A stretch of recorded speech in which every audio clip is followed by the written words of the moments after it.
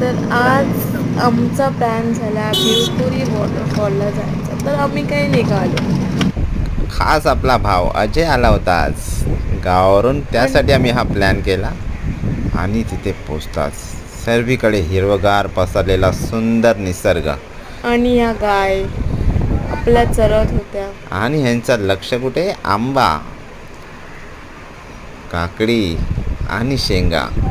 पण हे हे सगळं मस्त गावठी लागत होतं. खाऊन आम्ही थोडीशी पेटपूजा करून मग आम्ही पाण्यात भिजलो. एवढं थंडगार पाणी होतं काय. मस्त पाणी होतं तिथे. आणि हे पाण्यात मस्ती मस्ती करत करत मी आम्ही पुढे. गेली, नंतर प्राजक्ता, मग अजय.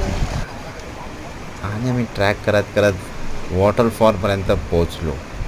ओ हो, काय तो खळखळणारा वॉटरफॉल, मजा झाली. बाय.